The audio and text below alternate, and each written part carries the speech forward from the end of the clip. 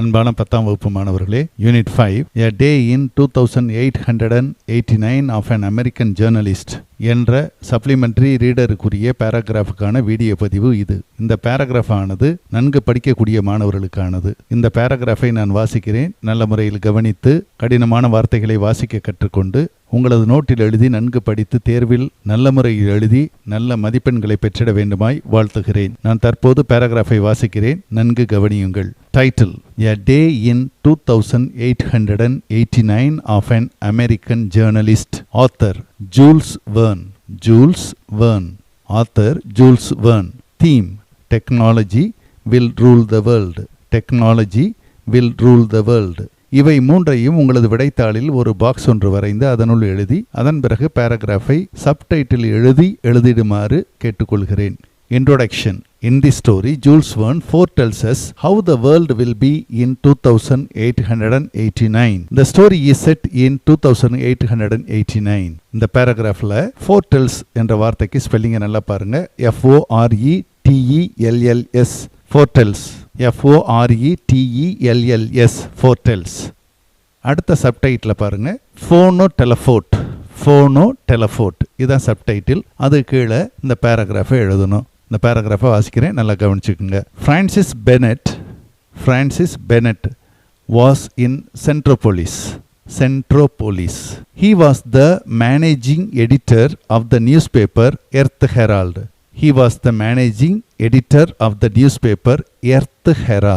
His wife Edith was in France. He awoke in a bad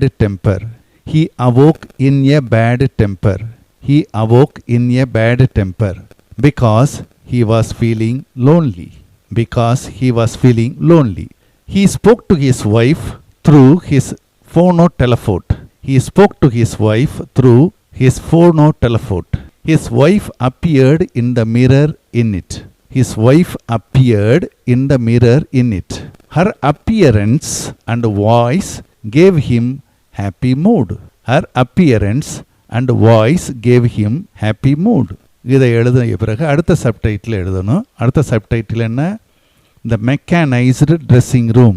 The Mechanized dressing room. இந்த subtitle கீழே இந்த பேராகிராஃபை எழுதுங்க. Then he entered his mechanized dressing room. The machine shaved his face. It gave him bath. It dressed him from top to toe. Toe என்ன spelling? TOE.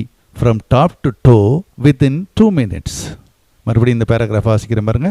Then he entered his mechanized dressing room. The machine shaved his face. It gave him bath. It dressed him from top to toe within 2 minutes.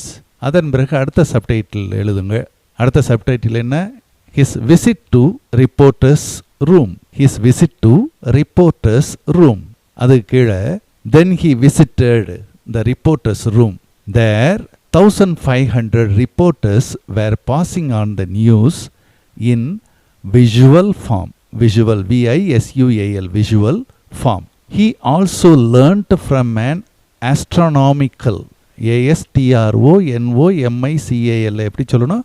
astronomical reporter about the news from the other planets. மறுபடியும் இந்த paragraph வாசிக்கிறேன் பாருங்க. Then he visited the reporters REPORTERS அப்படின்னு எழுதணும். கவனமாக எழுதுங்க. Then he visited the reporters room. There 1500 reporters were passing on the news in visual form. He also learnt from an astronomical reporter about the news from the other planets. இந்த பேராகிராஃபை எழுதுங்க. அதன் பிறகு அடுத்த subtitle என்னன்னு பாருங்க. New planet காந்தினி. இந்த subtitle கீழே வரக்கூடிய பேராகிராஃபை எழுதுங்க.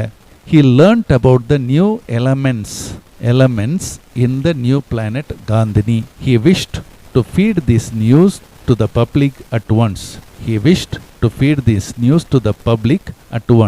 அதன் பிறகு அடுத்த சப்டைட்டில் என்னன்னு பாருங்க. Publicity on clouds. Next, he also visited the Broad Gallery. Broad Gallery. Gallery. Next, he also visited the Broad Gallery. Next, he also visited the Broad Gallery. It was devoted to publicity. It was devoted to publicity. Using 1,000 projectors, advertisements were projected on clouds continuously. Using 1,000 projectors, advertisements were projected on clouds continuously. அடுத்த subtitle என்ன? Aero car. Aero car. அது கீழே இந்த பேராகிராஃபை எழுதுங்க. He got his lunch through pneumatic tubes. Pneumatic, P-N-E-U-M-A-T-I-C. இது எப்படி சொல்லணும்? pneumatic, P silent, மீதியை மட்டும்தான் சொல்லணும். So pneumatic tubes. After lunch, he visited the energy production works at Niagara by his aero car. மறுபடியும் இந்த பேராகிராஃப் வாசிக்கிறேன் பாருங்க. He got his lunch through pneumatic tubes. After lunch, he visited the energy production works at Niagara by his aero car. அடுத்த subtitle பாருங்க. Meeting the petitioners. On his return, he received the proposals from the waiting petitioners.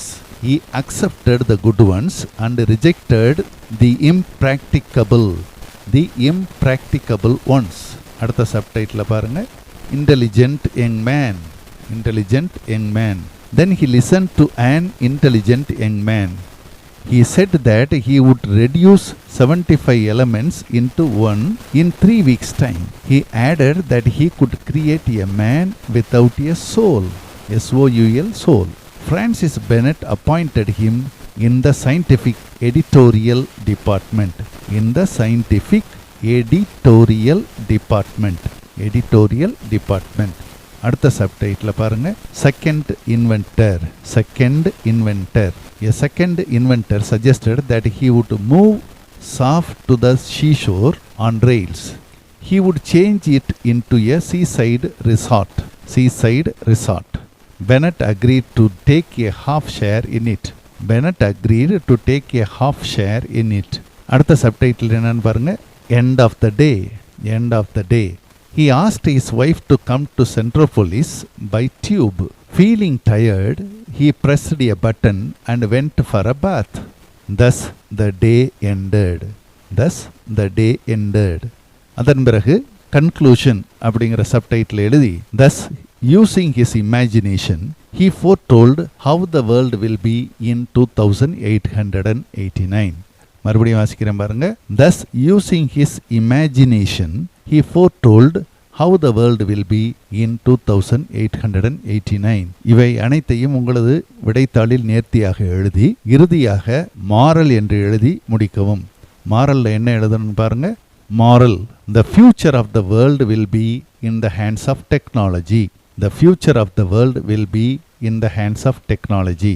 இவற்றை உங்களது விடைத்தாளில் நல்ல முறையில் எழுதி நல்ல மதிப்பெண்களை பெற்றிட வாழ்த்துகிறேன். நன்றி.